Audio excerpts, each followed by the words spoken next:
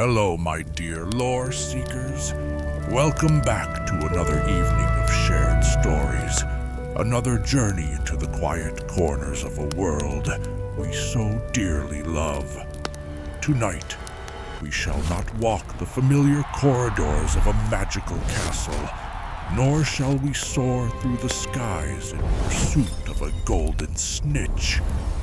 Instead, our voyage takes us inward, into the most secret and treacherous landscape of all, the human mind. Settle in, dim the lights, and allow the clamor of your day to fade into a gentle hum. Let us explore the silent, invisible conflict that shaped the fate of the wizarding world. A war fought not with wands and spells, but with thoughts and memories. A war of profound and terrifying intimacy. Tonight, we uncover the complete history of Legilimency and Occlumency, the secret war of the mind. Before we begin, if you find value in our stories, please take a moment to like and subscribe, or check out our Patreon link in the description below. Your support is what allows us to continue these journeys together. We appreciate it more than you know. And now, let's begin. Before we can even begin to whisper the names of these arcane arts, we must first attune our understanding to a more fundamental concept, the nature of the mind in the wizarding world. It is a realm far different from the one Muggles perceive, a place not merely of electrical impulses and chemical reactions, but a landscape shaped and infused by magic itself. A wizard's mind is a living, breathing entity, a tapestry woven with threads of memory, emotion, and innate magical power. Every spell learned, every potion brewed, every magical creature encountered leaves an imprint, deepening the complexity of this internal world. Memory in this reality is not a fleeting, unreliable echo of the past. It is a tangible substance. It can be siphoned from the temple with the tip of a wand, a silvery, ethereal thread of thought, and stored for later examination in the swirling waters of a pensieve. It can be altered, erased, or even fabricated by a skilled practitioner of memory charms. This fundamental truth, that memory and thought are as real and malleable as any physical substance, is the foundation upon which the arts of the mind are built. If a memory can be extracted, it stands to reason that the mind from which it came can be entered. If a thought can be erased, then it can also be read. This magical quality of consciousness also brings it perilously close to another, even more profound concept: the soul. While the soul itself is a deeper, more resilient entity, the mind is its antechamber, the gateway to a person's very essence. The trauma inflicted by a dementor which feeds on positive emotions and can, in its most terrifying act, consume the soul, is a violation of the mind. The act of creating a Horcrux, of splintering one's soul through an act of supreme evil, is a corruption that originates in the will, in the conscious mind. Therefore, to practice Legilimency is to tread dangerously close to the sacred ground of the soul. It is not merely an act of espionage. It is an act of profound metaphysical intrusion. It is to touch the very fabric of another's being, and in the hands of the malevolent, to tear it asunder. Understanding this is crucial. We are not discussing a magical party trick. We are discussing an art form that touches the very core of what it means to be a conscious, feeling being in a world imbued with magic. With this understanding firmly in place, let us now turn to the first of our two subjects, the art of invasion, Legilimency. Before we delve into the shadowy depths of this subject, we must first cast aside the crude Muggle notion of mind reading. That is a simplistic, almost vulgar term for what is in reality a profound and intricate branch of magic. Legilimency is not the passive hearing of another's thoughts. It is not a magical telephone to the soul. It is an act of deliberate and skillful invasion. The term itself, as is so often the case in the wizarding world, tells us a great deal. It is derived from the Latin words legere, meaning to read, and mens, meaning mind. To be a legilimens is to be a reader of minds, a navigator of the labyrinthine passages of consciousness. Severus Snape, a master of the art, described it to Harry Potter with his characteristic chilling precision. The mind is not a book, to be opened at will and examined at leisure. Thoughts are not etched on the inside of skulls, to be perused by any invader. The mind is a complex and many-layered thing, Potter, or at least most minds are. He went on to explain that a true Legilimens can delve into the minds of their victims, interpreting their findings, and often seeing the complex tapestry of memories, emotions, and thoughts that lie beneath the surface of conscious awareness. This is the crucial distinction. A Legilimens does not simply hear the words you are thinking in the present moment. They can, with sufficient skill, wade through the currents of your entire being.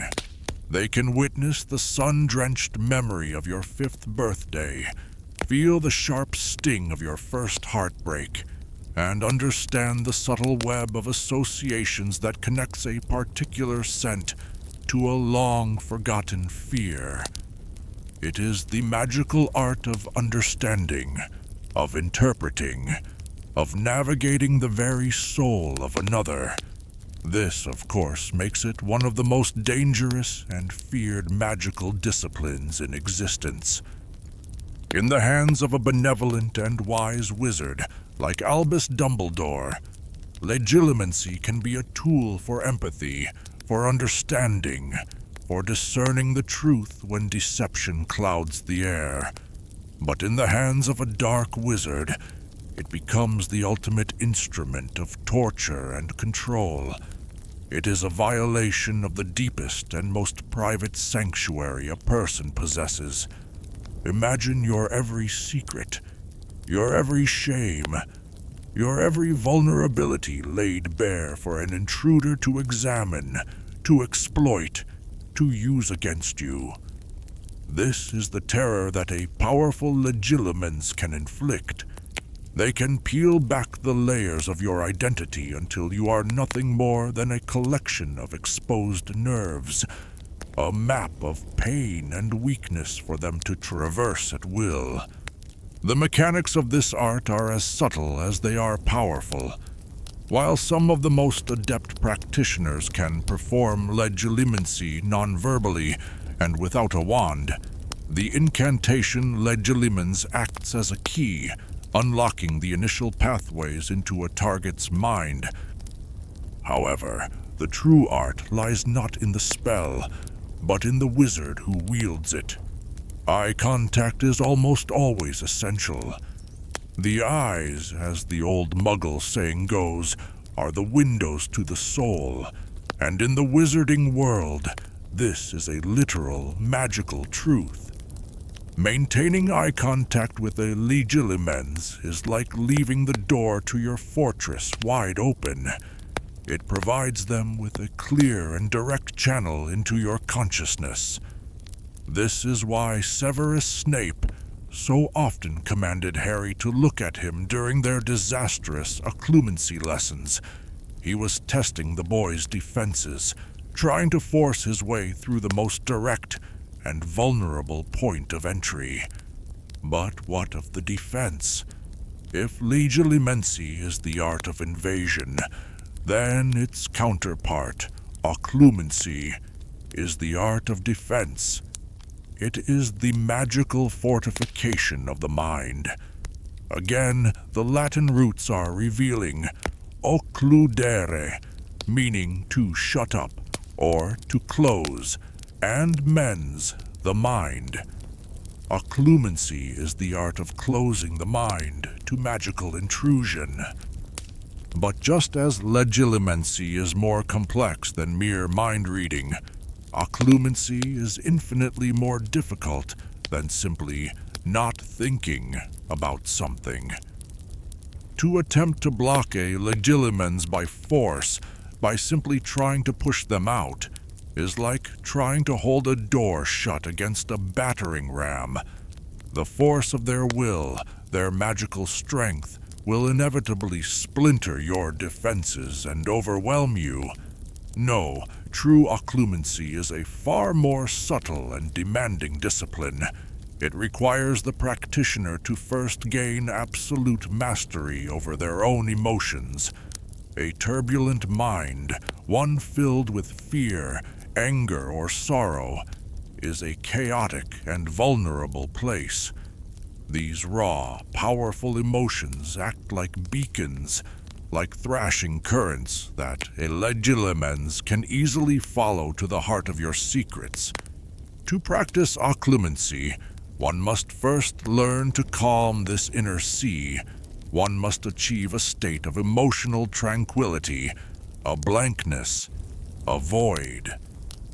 From this state of calm, the Occlumens can then begin to build their true defenses.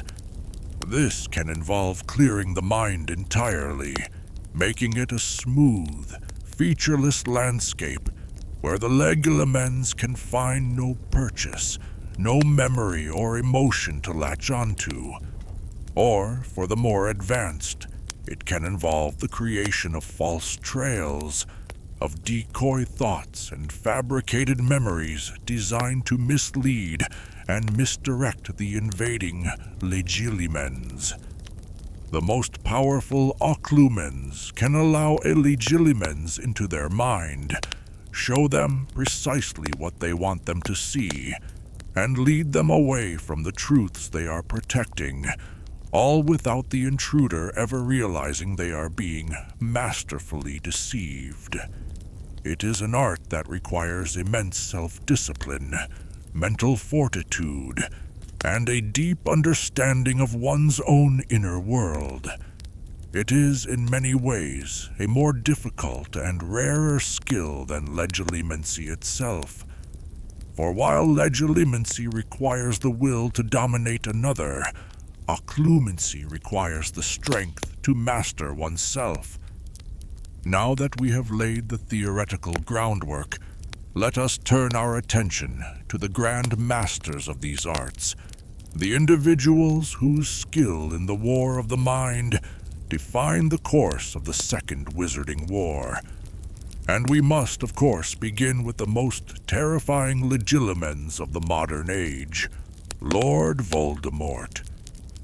Voldemort's mastery of Legilimency was legendary, and it was perhaps his most favored and effective tool. He was not a subtle practitioner. He did not use the art for gentle understanding or for discerning complex truths. For Voldemort, Legilimency was a weapon, a tool of brutal interrogation and psychological warfare. He used it to rip information from the minds of his victims, to sift through their memories for any scrap of useful intelligence, and to revel in their terror as he did so. His method was one of overwhelming force. He did not subtly pick the lock of a person's mind. He kicked the door from its hinges. He would shatter their defenses with the sheer power of his will, leaving them mentally and emotionally broken, their innermost secrets exposed to his cold, contemptuous gaze. We see the horrific results of this throughout the saga. He used it to uncover the hiding place of the Potters, though the final secret was protected by the Fidelius charm. He used it to interrogate Bertha Jorkins, breaking her mind so completely that she was left a shell of her former self, the information he sought extracted at the cost of her sanity. He used it on his own Death Eaters, a constant, paranoid surveillance to ensure their loyalty and punish any flicker of dissent. To be in the presence of Lord Voldemort was to be in a constant state of mental siege, to know that your every thought was potentially being monitored, judged, and could be used against you at a moment's notice. However, Voldemort's incredible power as a Legilimens was also intrinsically linked to his greatest weakness, his arrogance. He was so confident in his ability to penetrate any mind, to discern any lie, that he often failed to consider that he himself could be deceived. He could not comprehend the power of emotions like love, and so he could not recognize them as the powerful shields they could be. He saw the minds of others as things to be broken and plundered, not as complex worlds with their own rules and defenses. He was a conqueror, not an explorer, and this lack of subtlety, this utter reliance on brute force, would ultimately prove to be a chink in his otherwise impenetrable armor.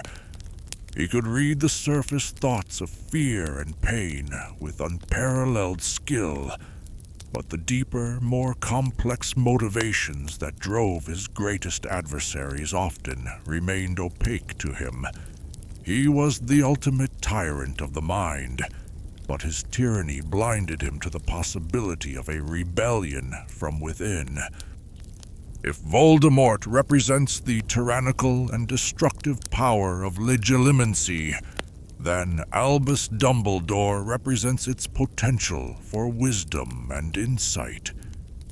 Dumbledore was, by all accounts, an exceptionally skilled Legilimens, perhaps even Voldemort's equal in raw power, though it is difficult to be certain, as he so rarely used the art openly. Dumbledore's approach was the antithesis of Voldemort's.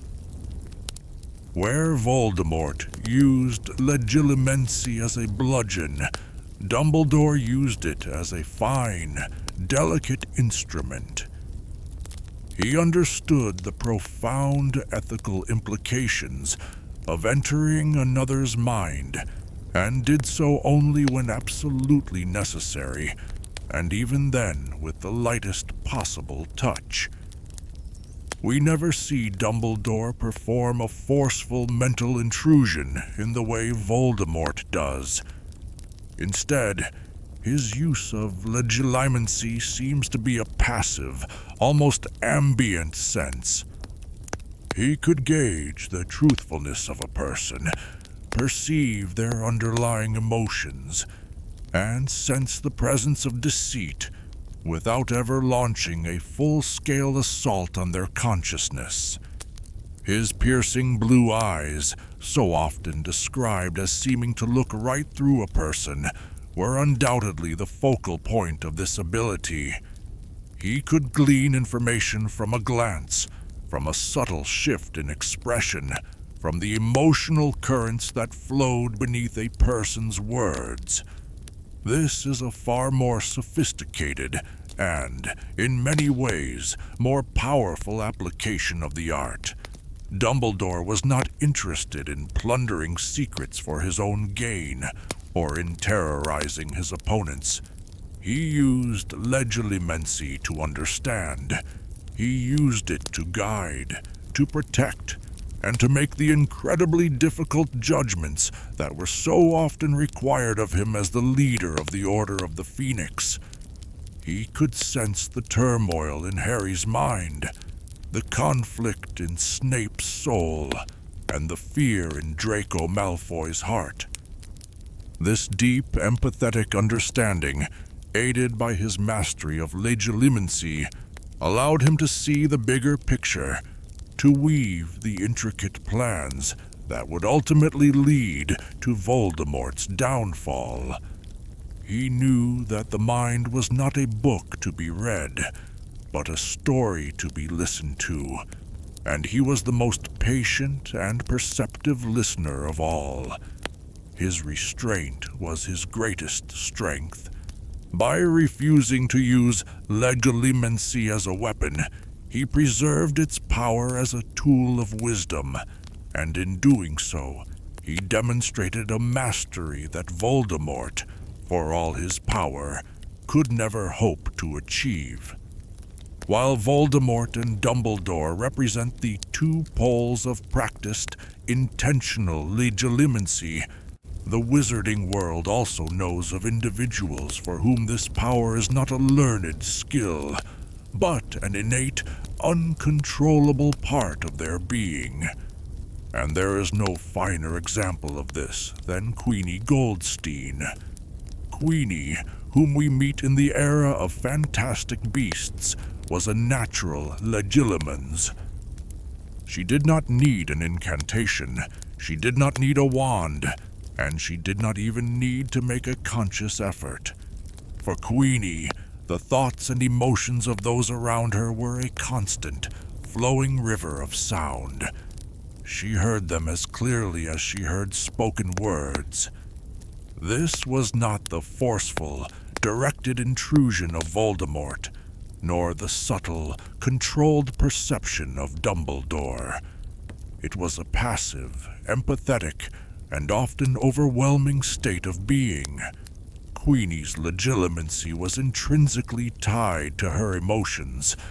She felt what others felt. Their joy was her joy. Their pain was her pain. This made her incredibly empathetic and compassionate, able to connect with people on a deeply personal level. She could understand Newt Scamander's gentle heart beneath his awkward exterior and Jacob Kowalski's honest wonder in a world of magic. But this ability was also a profound burden. Imagine never being able to shut out the noise, never having a truly private moment, always being bombarded by the anxieties, fears, and petty grievances of everyone in the room.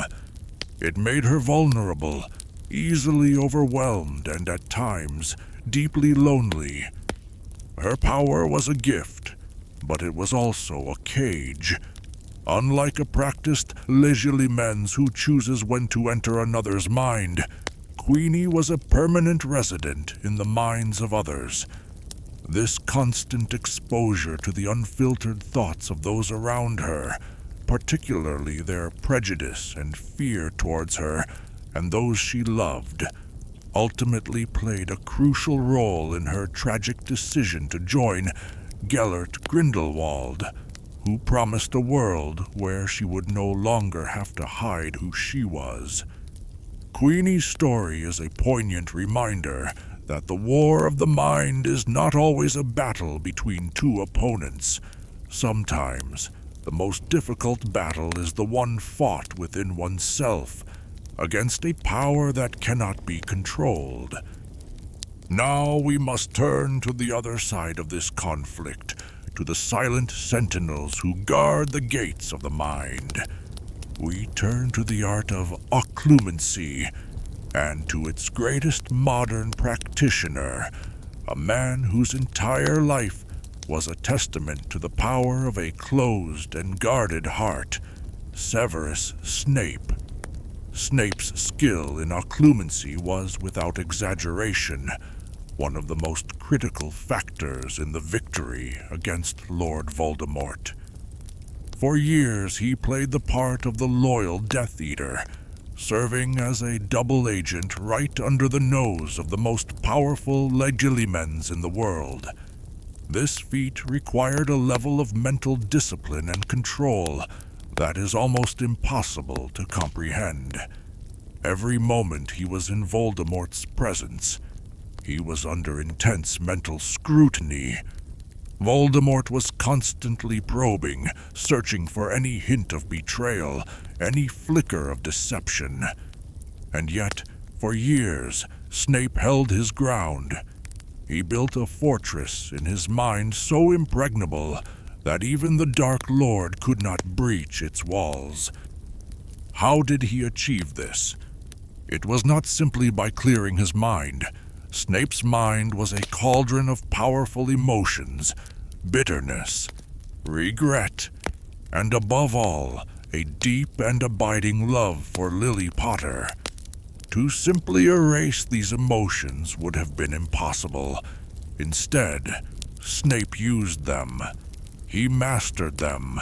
He learned to control the flow of his own thoughts and memories with absolute precision. He constructed a false reality within his own consciousness, a persona of the loyal, ambitious Death Eater, and he presented this fabrication to Voldemort with unwavering consistency. He would have had to organize his memories, filing away the ones that would betray him, his conversations with Dumbledore, his love for Lily, his true allegiance, behind impenetrable mental walls, while keeping the memories that supported his deception readily accessible. When Voldemort looked into his mind, he would have seen exactly what Snape wanted him to see. A man driven by resentment for Dumbledore, a thirst for power, and a disdain for Harry Potter that mirrored his own. The key to his success, the core of his unbreachable defense, was the one thing Voldemort could never understand: love. His love for Lily was the bedrock of his secret self. He shielded this memory, this emotion, with all the power of his will.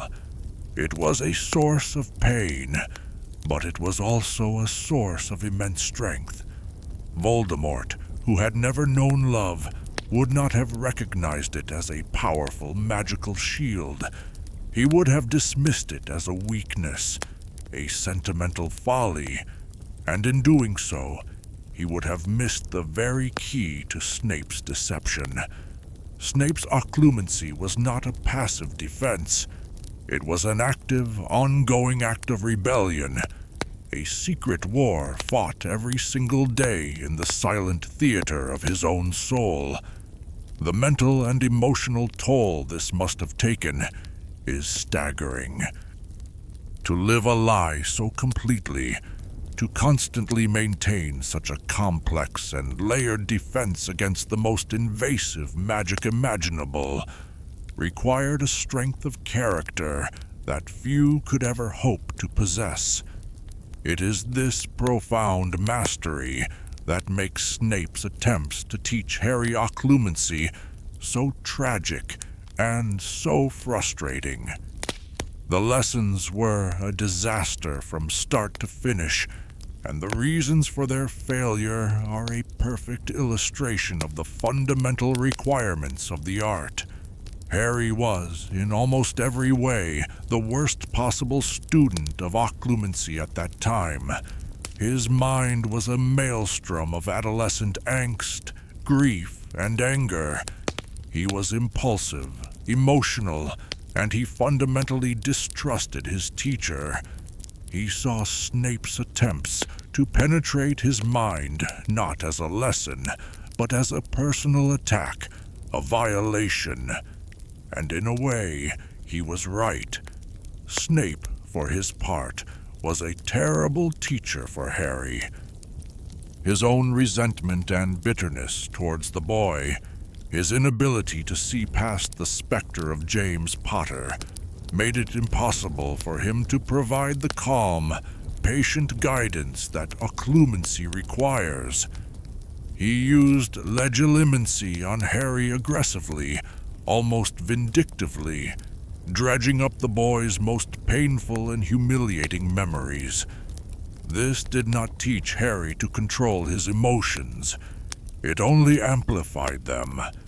It created an atmosphere of hostility and fear, the very antithesis of the calm, disciplined state of mind necessary for successful occlumency. The lessons failed because the fundamental prerequisites were absent. Harry lacked the emotional control, and Snape lacked the pedagogical empathy. Harry could not clear his mind because his mind was a battlefield of conflicting emotions. He could not trust his teacher, and so he could not open himself to the discipline required. The result was that Harry's mind remained tragically vulnerable to Voldemort's invasions, a weakness that would have devastating consequences, leading directly to the death of his godfather, Sirius Black. The failure of those lessons is a stark reminder that occlumency is not a spell to be learned, but a discipline to be mastered, and that mastery begins not with a wand, but with the quiet, difficult work of mastering oneself. While Snape represents the pinnacle of occlumency learned through years of torturous discipline, the story of Draco Malfoy presents a fascinating case study of the art learned under extreme duress. In his 6th year, Draco was tasked by Voldemort with an impossible mission: to kill Albus Dumbledore. To succeed, he had to operate within Hogwarts, right under the nose of Dumbledore himself, and perhaps more dangerously, under the watchful eye of Severus Snape, whom Draco, correctly, suspected was not entirely loyal to the Dark Lord's cause. To hide his plans, to mask his terror and his true intentions, Draco had to learn occlumency. We learn that he was taught by his aunt, Bellatrix Lestrange, a powerful and sadistic witch. One can only imagine the brutality of those lessons. Bellatrix would have shown him no mercy, forcing him to build his mental defenses through pain and fear. And yet, he succeeded. Draco, a boy of only 16, learned occlumency well enough to close his mind to Severus Snape, a master legilimens. Throughout his 6th year, Snape repeatedly attempts to discern what Draco is doing, to uncover his secret, but he is unable to penetrate the boy's mind. This is a remarkable achievement, born of desperation and terror. Draco's fear of failure, his fear for his family, became the fuel for his mental fortitude. He built his walls not out of tranquility, but out of sheer, unadulterated panic.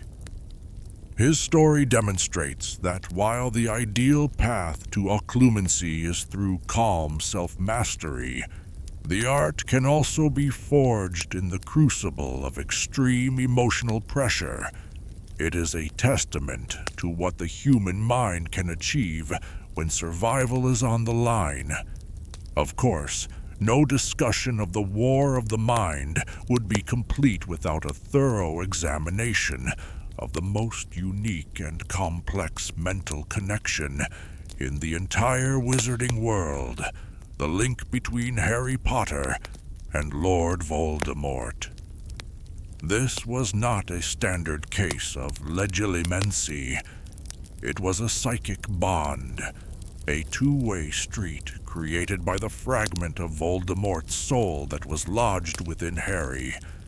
The Horcrux in his scar acted as a bridge, a conduit between their two minds, and it operated outside the normal rules of magical engagement. For most of his life, Harry was unaware of the true nature of this connection. He experienced it as flashes of insight into Voldemort's mind, sudden bursts of the Dark Lord's anger or elation, and vivid, prophetic dreams that were, in reality, visions of Voldemort's actual activities. He was, in essence, an unwilling passenger in Voldemort's consciousness. This connection was incredibly dangerous, but it was also, at times, a crucial source of intelligence for the Order of the Phoenix. Through Harry's visions, they learned of the attack on Arthur Weasley and gained insights into Voldemort's plans and whereabouts. However, the connection was a double-edged sword. As Harry was able to see into Voldemort's mind, so too was Voldemort able to see into Harry's.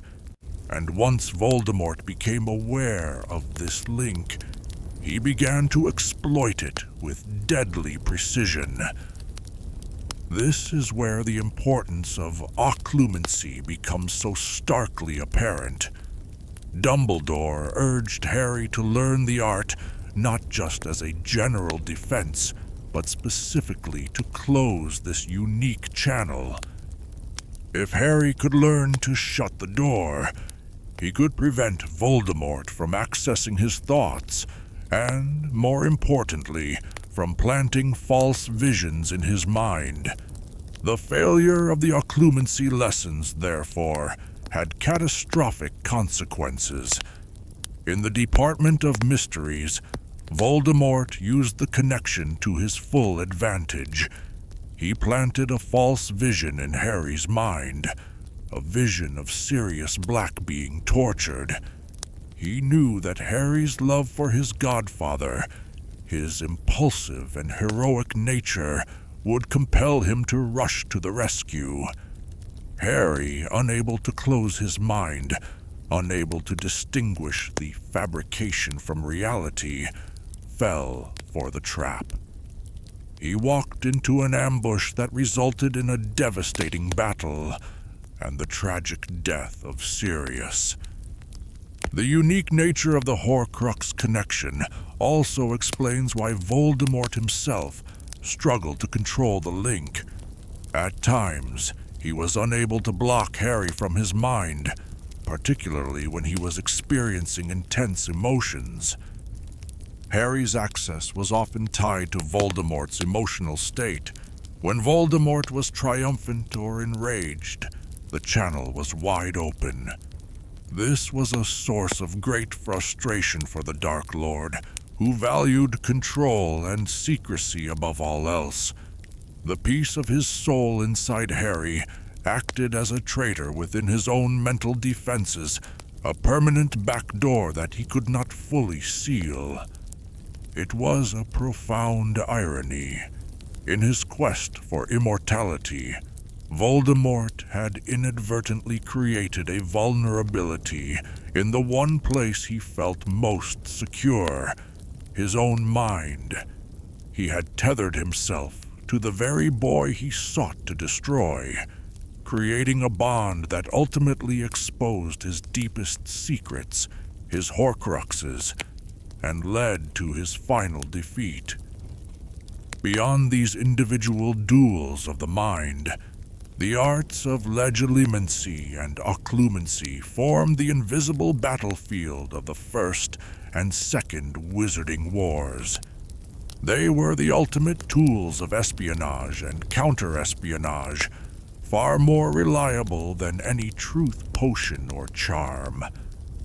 In the high-stakes world of intelligence gathering, the ability to extract information directly from an enemy's mind was invaluable. The Death Eaters, under Voldemort's command, undoubtedly used Legilimency to interrogate prisoners, to verify the loyalty of recruits, and to uncover the secrets of the Ministry of Magic. Their reign of terror was built not just on physical violence, but on the psychological dominance that Legilimency provided. In response, the Order of the Phoenix had to rely on the defensive art of occlumency. Every member of the Order who was operating in a position of risk would have needed at least a rudimentary knowledge of the art.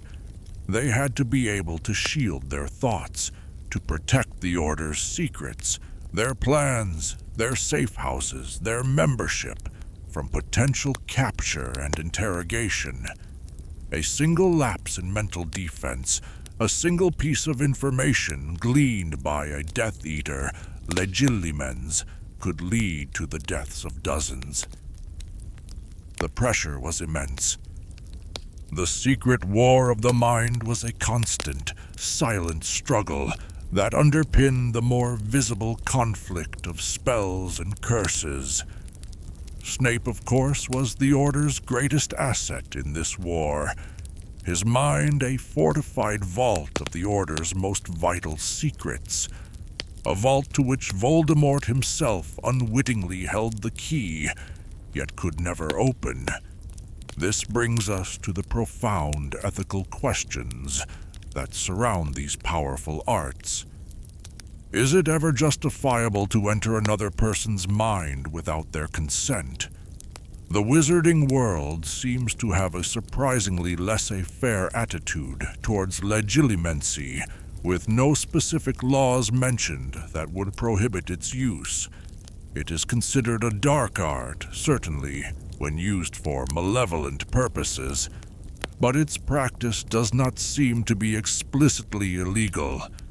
This lack of regulation is startling when one considers the potential for abuse. A person's mind is their last and most private sanctuary, and legilimency represents a total violation of that privacy. It is a form of magical intrusion that is arguably more profound and more damaging than any physical assault. One might compare it to other methods of truth extraction available to wizards, such as the powerful truth serum, Veritaserum.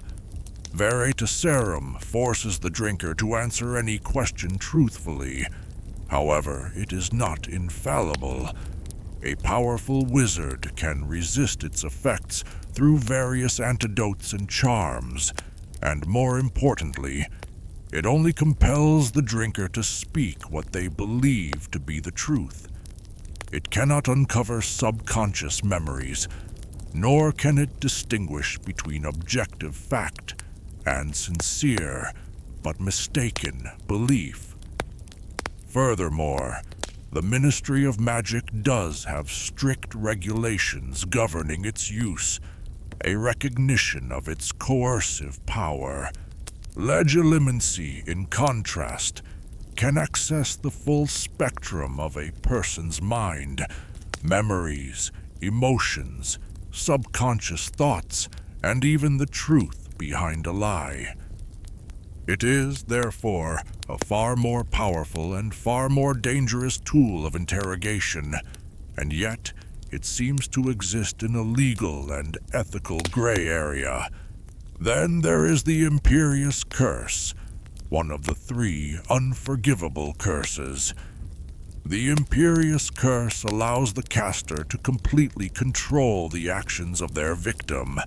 It is a total subjugation of the will.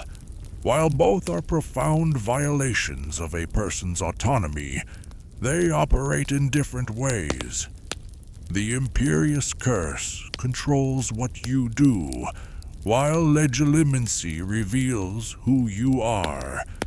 The Imperious Curse turns a person into a puppet, but their mind, their inner self, may remain their own, fighting against the external control. Legilimency, on the other hand, does not control your actions, but it lays bare your soul, It strips you of your privacy, your dignity, and your sense of self. It is difficult to say which is the greater violation. Both represent a fundamental assault on human freedom, a magical expression of tyranny. The fact that Voldemort was a master of both speaks volumes about his desire for absolute domination, not just over the actions of others, but over their very thoughts and beings. The secret war of the mind, fought with the silent weapons of Legilimency and Occlumency, was a conflict that raged in the hidden corners of the wizarding world. It was a war of spies and double agents, of secrets and lies, of psychological fortitude and emotional vulnerability. It was a war in which the strength of one's character was as important as the strength of one's magic. The grand duel between Albus Dumbledore and Lord Voldemort was not just fought with fire and spells in the atrium of the Ministry of Magic. It was fought in the subtle glances, the carefully chosen words, and the shielded thoughts of every encounter. The fate of the wizarding world did not just hinge on epic battles and heroic sacrifices. It hinged on the quiet, desperate struggle of a boy trying to close his mind to a tyrant, and on the unbreakable resolve of a man who built a fortress of love and regret in his soul. The history of this secret war teaches us a profound lesson, that the greatest battles are often the ones fought within, that the strongest shields are forged in the heart, and that the most private and sacred space in all the world is the landscape of the human mind. Thank you, my dear lore seekers, for joining me on this journey into the shadows. May your minds be peaceful, your thoughts your own, and your dreams filled with the gentle magic of a story well told.